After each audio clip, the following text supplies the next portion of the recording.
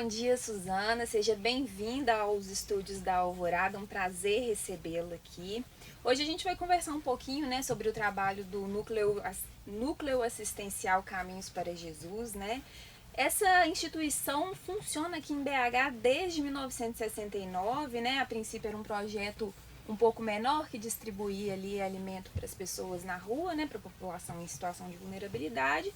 Mas a demanda foi crescendo, né? E eu queria que você contasse um pouquinho pra gente da história e de como que o núcleo funciona hoje. Bom dia, Ana. Muito obrigada pela oportunidade de estarmos aqui com vocês, tá? A história do núcleo é uma história muito bonita, né? Em 1969, o seu Célio Trópia, juntamente com o Alberico Passos, eles distribuíam sopa para a comunidade carente. E ele viu, diante de tanta dificuldade das mães com os filhos deficientes, ele resolveu dar uma acolhida, acolher aquelas crianças. E aí iniciou-se o projeto. A casa foi crescendo, ele foi construindo um cômodo atrás do outro e foi aumentando e foi ganhando loteamento e foi uma luta muito grande na época, né? Ele só trabalhava com voluntários. E as pessoas iam ajudar e as crianças foram chegando e foram morando na instituição. E são crianças que dependem única e exclusivamente do outro, né? Em todos os sentidos. Então, os voluntários iam lá dar banho e era uma época muito difícil. Então, eu tenho relatos de histórias maravilhosas de voluntários que, como a instituição não tinha dinheiro na época, eles não tinham dinheiro para comprar sabonete, para você ter uma ideia. Eles iam a motéis e hotéis e pediam restos de sabonete.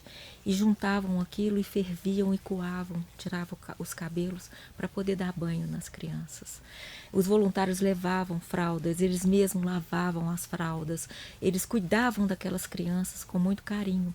E essa instituição foi crescendo dessa forma, com ajuda, né, com a ajuda dos voluntários, com as pessoas que abraçaram a causa e foi seguindo assim dessa forma. Hoje a instituição tem 53 anos, né?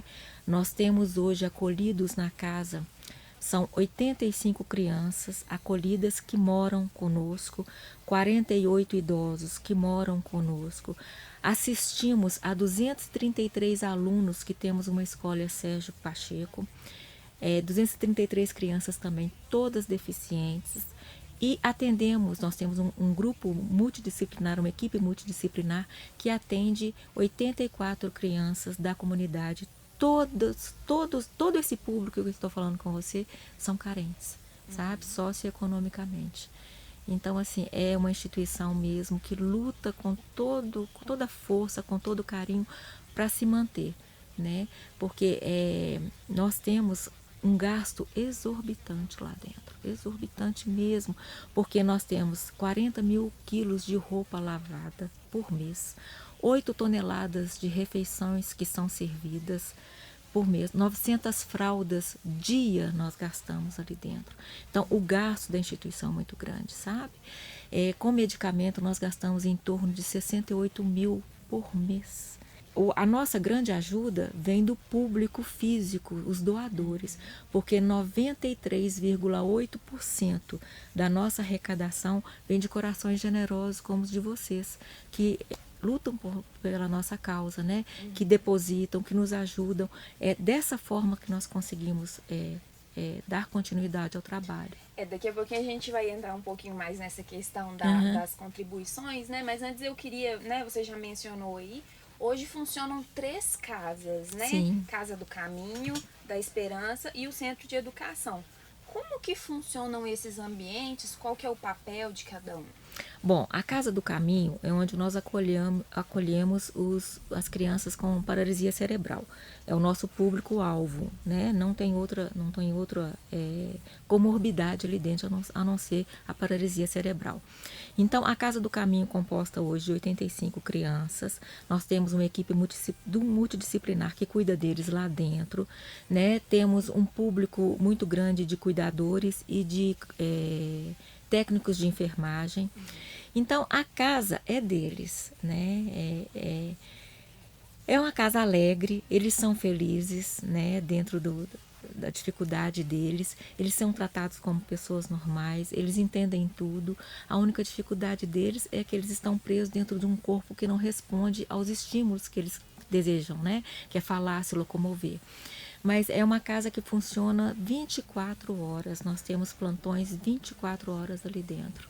Essa equipe multidisciplinar, ela atua 24 horas, é composta de fisioterapeuta, terapeuta ocupacional, fonoaudiólogo, psicologia, assistente social, enfermagem. Temos uma médica de segunda a sexta que trabalha só com as crianças, que a gente chama de criança, mas na realidade o mais novinho lá tem um aninho, que é a Isabelle, e o mais velho lá tem 56 anos, sabe?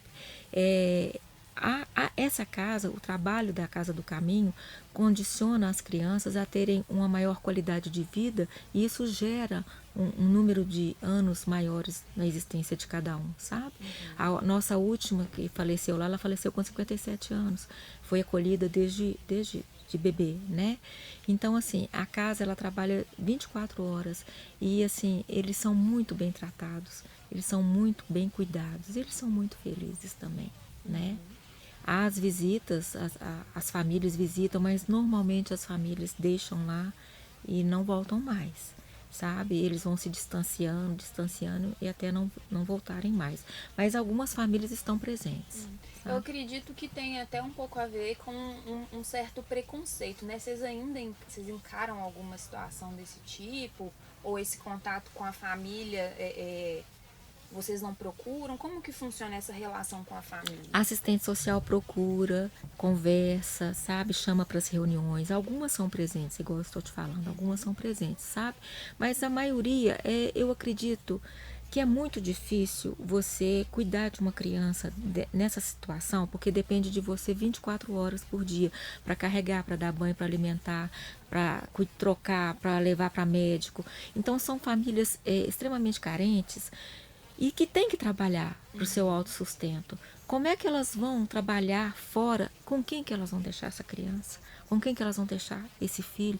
Às vezes eu penso que não é nem por maldade, por não querer cuidar do próprio filho, né, do próprio familiar, mas é por não conseguir mesmo, porque tem que tem que trabalhar para se sustentar, né? Mas o que eu fico muito triste às vezes é porque não pode perder o vínculo. Eles sentem falta da família, sentem muita falta. Quando você fala da mãe, ou do irmão, ou do filho, ou do irmão, ou do pai, eles ficam com os olhinhos brilhantes, sabe? Então, assim, muitas famílias abandonam, não vai lá. A família deles, então, fica sendo a família do núcleo. Somos nós a família dele, né? Eu me intitulo como mãe. Mamãe chegou e tal, e tal. E eles morrem de rir, assim. Mas, assim, é uma situação bem triste, delicada, né? Sabe? Uhum. E aí uma outra coisa que você mencionou também, né? Os números, eles trazem esse impacto da dimensão do trabalho que vocês fazem, né? Eu tinha registrado aqui, acho que é os mesmos que você falou, 8 toneladas de alimentos, 51 toneladas de roupa lavada, 40 mil reais em compra de medicamentos e outros insumos, né?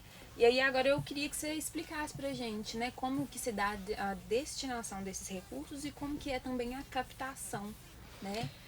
Nós temos um setor de telemarketing que capta esses recursos através do telefone, mas o telemarketing, ele com a tecnologia avançada, ele tem perdido espaço, né, no mercado. Então, mas ainda assim a gente consegue captar muito através do telemarketing, sabe? Nós temos um setor que é de captação de recursos de pessoa jurídica, ainda temos muito poucas parcerias com pessoa jurídica, apesar da luta constante do empregado que é destinado para isso, sabe? Mas, assim, a nossa captação, como eu disse, é de pessoas físicas, 93,8% é de pessoas físicas que doam 10, 20, 30, 40, 50. A média é R$ 50 por mês. Então, assim, nessa pandemia, nós perdemos muitos doadores, né? Seja por questões financeiras, né? Pelas dificuldades, o índice inflacionário está muito alto, né? As pessoas ou sobrevivem ou doam. Então, assim, eu entendo perfeitamente, mas nós perdemos muito. Então, a instituição atualmente tem passado por uma dificuldade financeira nesse sentido, sabe? Porque nós temos 347 funcionários, né? E desde a pandemia para cá nós já tivemos que reduzir o quadro, porque não tem como se sustentar dessa forma, né? Nós temos dentista também, nós temos uma clínica odontológica que atende a comunidade de crianças com deficiência. A gente atende essa comunidade e tudo é por conta da instituição, né? Então, assim, a gente não cobra nada, não, nada, nada, nada. É tudo doação mesmo. Do jeito que chega até nós, a gente disponibiliza para eles, sabe? Então, a gente tem passado por uma certa dificuldade financeira mesmo, depois que entrou a pandemia, né? E é totalmente entendido isso, o motivo, né? Nós estamos numa situação muito complicada planetária, não é só aqui, é planetária, né? Uma outra coisa que eu vi, né, enquanto eu estava dando uma estudada aqui, que tinha antes da pandemia um bazar, né, que era uma forma também das pessoas contribuírem, né? Eu não sei se esse bazar já voltou, se tem alguma previsão de voltar, e eu queria também que você falasse um pouquinho sobre ele pra gente. Bem, Ana, o nosso trabalho com bazar, né, a gente capta, a gente busca as apanhas na casa das famílias, que seja roupa, móveis, utensílios, e leva para o nosso bazar. Lá são triadas as roupas, os móveis não são restaurados da forma que chegam, a gente vende. A gente vende por um preço melhor e a maioria dos nossos clientes, seja no bazar ou seja nos móveis, são clientes que trabalham ou com Topa Tudo ou que tem bazar de bairro, sabe? Então, essa venda é uma venda que ajuda também a comunidade como um todo, né? Então, eu vejo que a instituição, ela faz um trabalho muito maior do que só cuidar das crianças e cuidar dos idosos e da escola, né? E aí também uma coisa que você mencionou brevemente, né, que apesar da maioria das doações vir de pessoas físicas, né, vocês têm aí trabalhado para tentar, né, encontrar parceiros, né, pessoas jurídicas, empresas. Como que se dá assim essa busca e como que as empresas podem ajudar? É só procurar? Como que funciona esse processo? Então, Ana, a instituição, né, o setor responsável por isso, ele capta da seguinte forma: ele vai até o empresário, vai até a empresa e ele capta aquilo que ela puder doar. Se ela puder doar insumos, vamos supor, que ela trabalha com cimento, se ela quiser doar cimento, a gente recebe esse cimento, o que for utilizado para nós, a gente utiliza, o que não for, a gente vende, sabe? Então é dessa forma que a gente trabalha. A gente tem alguns parceiros que nos ajudam muito. Então a gente busca, não necessariamente só em dinheiro, mas aquilo que a empresa tem para disponibilizar para nós, seja mobiliário, seja a área fim dela, né? Então assim, a gente está aberto mesmo, mas esse trabalho é meio que de formiguinha mesmo. Ele vai de porta em porta, ele bate, ele pede, a gente liga, a gente disponibiliza no site todos os nossos dados e a gente tem muito interesse em fazer parcerias com empresas para que a gente possa colocar no nosso site também, né? Que a gente tem essas parcerias, é um meio de agradecer os empresários, as empresas, por isso é um meio também que fica disponibilizado lá no nosso site o nome da empresa, né? E aí, Suzana, eu queria que você falasse um pouquinho da importância de se manter um projeto como esse. E aí aqui eu vou me dar a liberdade de falar o que eu falei antes da gente começar a gravar. Eu, quando adolescente, pré-adolescente no colégio, eu visitei o núcleo e eu sei que é uma experiência que impacta muito e que fica, né? Assim, então eu queria que você falasse um pouquinho sobre isso também. Como eu havia te contado, né, antes da gente começar a gravar, o núcleo é assim, quem chega lá é uma lição de vida pro resto da sua existência, né? Como eu havia te dito, eu comecei a ajudar aos 17 anos E quando eu fui à casa pela primeira vez visitar, eu já tinha mais de 42 anos. Então, assim, quando eu cheguei, me disseram, olhe nos olhos, não olhe para as deformidades das crianças. E assim eu fiz. E eu não vi nada de diferente, nada que me abalasse. E eu nunca mais saí da casa. Então, assim, essa obra, ela tem uma importância social, uma importância emocional, uma importância dentro da vida de cada pessoa que a gente só vai entender isso num momento de muita maturidade da vida, sabe? Aquelas crianças, aqueles idosos, aquele ambiente, ele traz para você um aprendizado de vida muito grande, porque nós, seres humanos, nós reclamamos de tudo, o tempo todo, né? E quando você vê a dificuldade do seu companheiro, da sua filha, a dificuldade da sua família, e chega dentro do núcleo e vê aqueles acolhidos com aquele sorriso, com toda aquela dificuldade deles ali dentro, com aquele sorriso, com aquele bom astral, você fala assim, peraí, que problema mesmo que eu tenho? Eu não tenho problema, né? Então, você começa a perceber que os seus valores ou estão errados, ou você está valorando aquilo que não precisa ter tanto valor, né? Então, assim, é uma obra maravilhosa. Eu convido as pessoas a nos visitar para entender do que eu estou falando. Porque uma coisa é você ter ideia do ambiente da casa, outra coisa é você estar lá, você entrar e de quarto em quarto conhecer os meninos, ver a alegria, eles chegam, eles brincam com você, os que conseguem conversar, né? Eles brincam com você, os outros você vê nos olhinhos que eles estão felizes por te ver, sabe? Eles se sentem importantes quando eles recebem visita, quando as pessoas chegam lá e os tratam como normais mesmo, porque eles são normais, eles só têm uma dificuldade de locomoção, né, de expressão.